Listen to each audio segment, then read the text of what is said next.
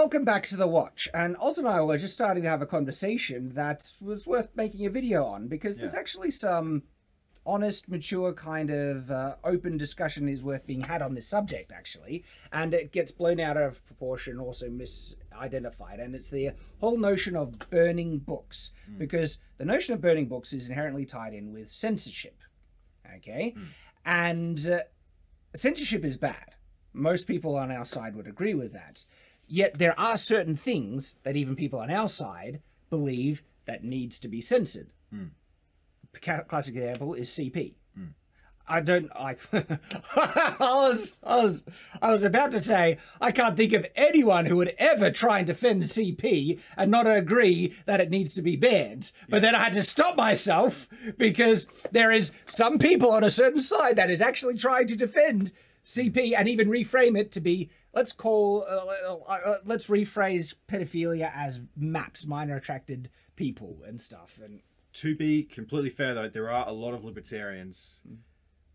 You know, that's why we call it a mental illness and not really a political statement. But yeah, there are some things, right, that I think most people, with exceptions, could agree that is so vile and evil that it needs to either be banned. It's so bad that I would happily burn it because of how evil and vile it is. And like, what about, you know, what I think of the most vile, sadistic stuff? A book of just like, I don't know, some horrible murderer slaughtering children or something like that. Like, no, burn that thing. I don't want anyone to ever see it. That is horrific, vile. Yeah. I mean, maybe the police would need a copy or something like that. But I think we can acknowledge there is a line that everyone is like, of course we don't cross that. Yeah. Yeah. Yeah.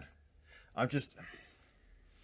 Were those the books that historically were being burnt? No. What was being burnt? I mean, so it all goes back to, you know, the Nazis. Everything goes back to the Nazis, as it seems like, It's right? the thing that frames our current paradigm, apparently. And the book burning that happened then. And what I think people should acknowledge about it, the type of book burning the Nazis did was book banning.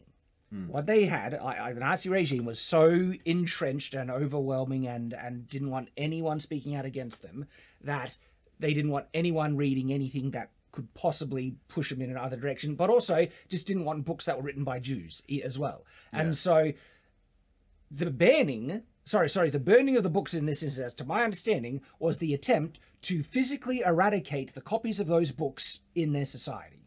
Okay? And the way you physically eradicate books is burning them.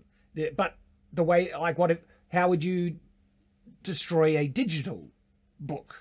You would delete it. Okay? One of the way, like, and so burning is I guess somewhat more theatrical way of shredding a book. But to me, it was the actual attempt to enforce the banning of these books to prevent people from reading them. Okay?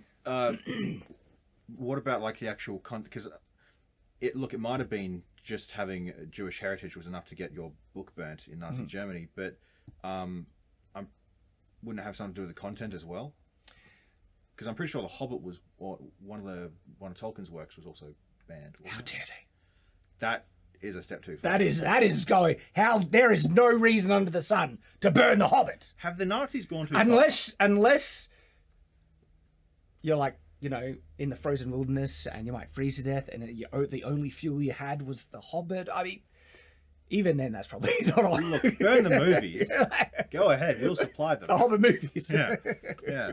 But, you know, and also does like the fact that it's the Nazis doing it change the fact of the content of the books they're burning? Like, do you know what I mean? Like, is there a... possibly, I don't know, because the whole, like, Nazis bad, and it's like, oh, Hitler liked dogs, you better not like dogs, but no, the guilt by association thing is real though, right? When people are like, you're at a sporting event with a political person that you disagree with, how dare you even associate with them, and everything's a Nazi and all that stupid stuff, right? I think it's a slight, like, thing that's manifesting that, where book burning is a sign of Nazi behavior, when, for me, I'm a very devout Christian, And there are some things that I find wholly evil that I don't want in my house.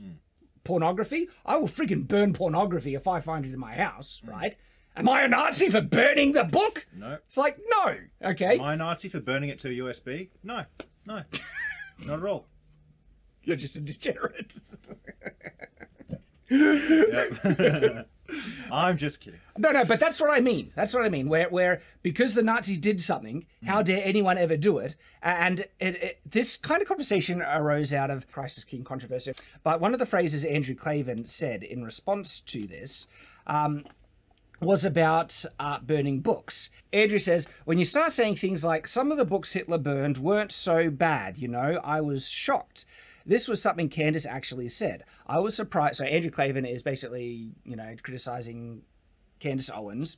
I was surprised to learn that the books Hitler was burning or the Nazis were burning, they weren't good books. They were bad books. They were socialist books, began Clavin. And then he says, burning a book is an act of a savage, first of all. He added before listening to Owen's but he actually, there's something more. He says, the acts of a savage, and he says, when you start burning books, you start burning people. And I was like, not really. Can we be honest about that? Like, yeah, we can all agree. Nazis is bad. Nazis are awful. The books they were burning was an act of banning and censorship. That was awful. And the idea of burning a book can be seen as an intellectual savage thing. But then to like, leap to the thing that it's burning a person, I was like, you know, I was on board with you to a certain point there, Andrew. It's like one of those old anti-piracy ads on DVDs. Like, what's next? You download a movie, you're gonna steal a car? Download a car, download a purse. What are you gonna download? But let's be honest, right? If people could download a car, they would. I can download a car and print it off and paint it. Oh, there's that. Let me get the exact phrase, right? Is the act of a savage, first of all. And when you start with burning books, you start burning people. No, and when you start burning books, you start burning people. Like, no. And by the way, like if I wanted to, you know, burn a book of pornography, is like, that's not an act of a savage. I'm just saying, like the whole, it's just, because this is the thing, right? There's a difference between what you want to restrict in your own life versus trying to restrict things with other people. That's where I think people are misunderstanding this stuff, right? As an individual, you bet your boots, whatever.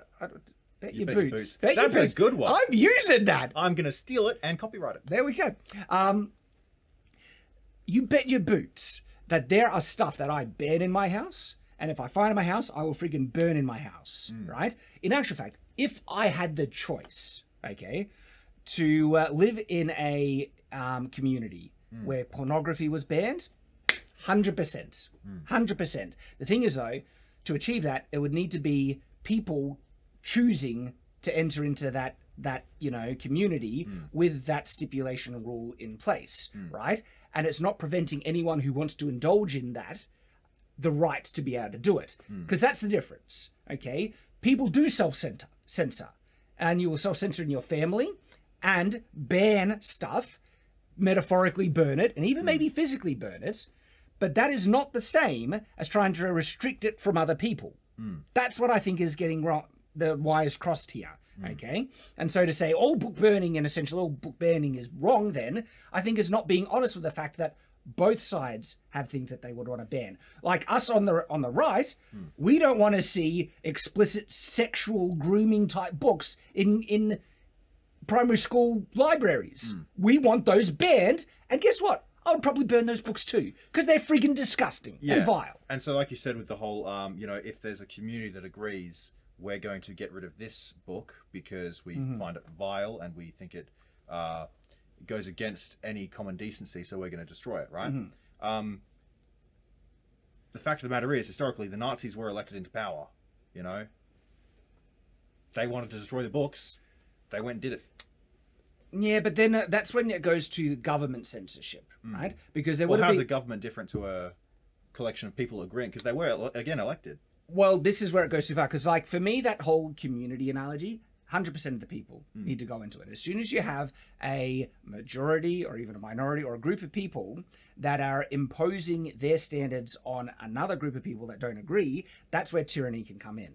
And that's one of the, like, democracy is one of the least worst systems we have, right? It's not perfect because at the end of the day, it can be mob rule, right?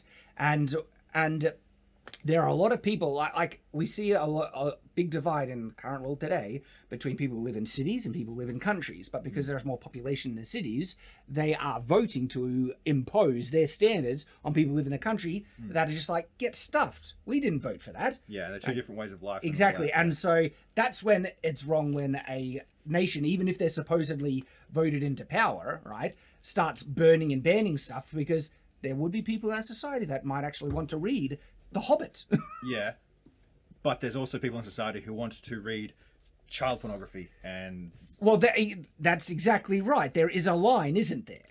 But who sets the line is the question. You know, that is the question, because then there'll be people who say, I want to ban any book about capitalism because capitalism is bad, or I want to ban any book on communism. Communism is bad, right? Who wrote 50 Shades of Grey? I forget. Put it in the ban list right now. Let's get that out of the way. Funnily enough, I don't think a lot of people would object to that one. Not because they want to read it, because no one cares. A lot of women think it's absolute fire. Supposedly. Yeah. Odd one. Makes them burn up. Because the whole child pornography, that's the big issue, right? And the innocence of children and all that stuff. And so you would like to think that most people would agree to ban that stuff. I'd say it's an almost universal thing, but then again, you know... It was like, you know... Yeah. What about horse stuff? This is where me and the left differ, really. Because we know there's some people who love it. When I saw Shadowfax running towards Gandalf, I wasn't, you know, sure it gave us the Maybelline hair shot, you know, but I wasn't thinking, damn, that's a fine looking horse. Yeah, yeah. Maybe it's a mule, I might think, that's a nice piece of ass. But, you know... Wait, okay. Sheep. That's where Oz has to reconsider stuff. Look, I'm just saying, you know, define a lamb.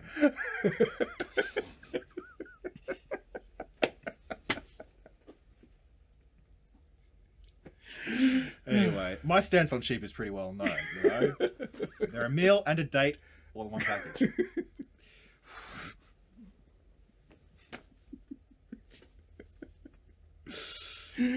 Hang on, is the date after the meal?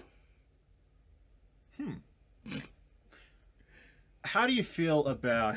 Stop. Okay. So what I was trying to say, I think one of the ways you can gauge, you know, if it's appropriate or appropriate, right, is if the polar opposite of the thing that you would want to ban or anything like that, and usually the polar opposite is something that you want or like, right?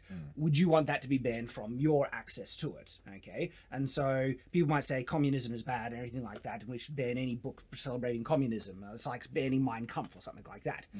What's the polar opposite extreme ideology to that book? And that's usually, you know, a book that we might like or appreciate, right? Would we want that banned from us? And if we find that there is a reverse, right, that we want to maintain rights to consume, we should probably then not take away the opposite to the other person. And that's probably a good line. But then if we could find something that everyone can agree on is violent, but that's the problem. Even with CP, not everyone, like you, I don't like, that's the, like, I don't care if people try and defend it. That's like, no, right? But that's the thing about decency, you know, is everyone's got a different set of decency and different set of principles. Ultimately, I think, you know, telling people what they can and can't read is the same as telling people what they can and can't say or believe. Ultimately, there are some things that are just too objectionable to be allowed to exist, where they become a crime against humanity. And it's tricky because there's a line that I usually draw, right? Like, people are entitled to believe what they want so long as it doesn't impose upon the rights, freedoms, not their feelings, of other people.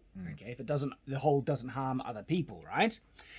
But there are certain ideologies that the very purpose of that ideology is to impose upon the rights and freedoms of other people and to take away their resources and redistribute it and all that stuff, right? And so, you know, does that go too far? People, like, I don't want to take away people's right to believe certain things. It's difficult. It can get murky, and so ultimately it comes back to all right, you need to basically allow other people the freedom to believe what they want, read what they want and everything. And you can censor your own access to what you want because you get to choose the environment you live in on a very small scale, your family unit. And that's where a lot, like, I see the world getting worse and worse, and you don't have control to stop it. You know, you try, you raise a voice, but at the end of the day, the thing that I have control over is my home and my family. And I can make my home a place of safety, security, love, support, where it's this bastion of sanity from the vileness of the world. And that kind of comes back to that. And so it was just an interesting discussion, really, about sometimes I think people can take it out of proportion, go too far, and they misunderstand the difference between, you know, like removing something from your own access, like you are banning it, you know, for your home and stuff like that, versus, oh, you know, like banning it across the board for, you know, government or something doing it. Yeah. What are your thoughts? It's been an interesting discussion. Looking forward to hearing them, and as always, stay on watch.